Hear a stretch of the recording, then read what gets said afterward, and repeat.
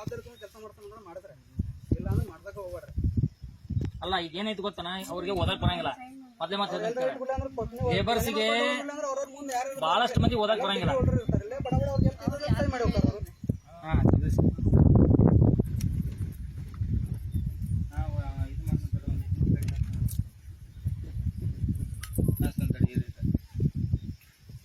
ಈಗ ನೋಡ್ರಿಪ್ಪ, ಬಹಳಷ್ಟು ಮಂದಿಗೆ ಓದಕ್ ಬರಂಗಿಲ್ಲ.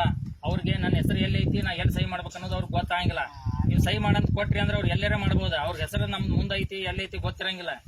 ನೀವು ಅವ್ರಿಗೆ ಅವ್ರ ಹೆಸರು ಹೆಬ್ಬಟ್ಟಿದ್ದವ್ರದ್ದು ಬೇರೆ, ಬರ್ಯಾಕ್ ಬಂದವ್ರು ಓದ್ ಮಾಡ್ತಾರ. ಬರ್ಯಾಕ್ ಬಂದವ್ರ ಹೆಬ್ಬಟ್ಟಿದ್ರಂತೆ ಅವ್ರಿಗೆ ನೀವು ಏನ್ ಯಾವ್ದು ಗೊತ್ತಾಗಲ್ಲ.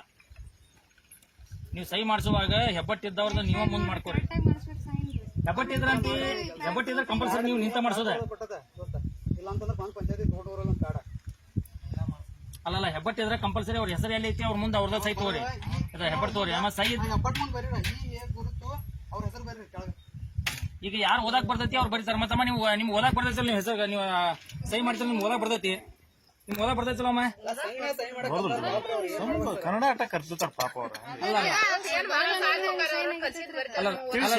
ನೀವು ಅವ್ರಿಗೆ ಅಲ್ಲಮ್ಮ, ಈಗ ನೀವು ಸಹಿ ಮಾಡಿದ್ರಿ ಅಂದ್ರೆ ಓದಾಕ್ ಬರ್ತೈತೋ ಇಲ್ಲೊಂದು ನಾನು ಕೇಳತ್ತೇನೆ. ಓದಾಕ್ ಬರುದಿಲ್ಲ ಹಂಗಂದ್ರ ಅದ್ ನಿಮ್ ಹೆಸರು ಅಂತ ನಿಮಗ ಅದು ಗೊತ್ತಾಗುದಿಲ್ಲ. ಹೌದಾ?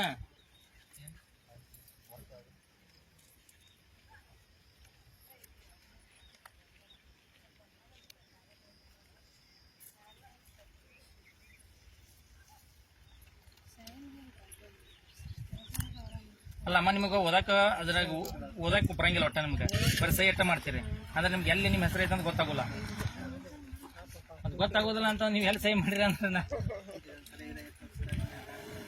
ಆಯ್ತು ಸರ್, ಹೋಗ್ರಿ.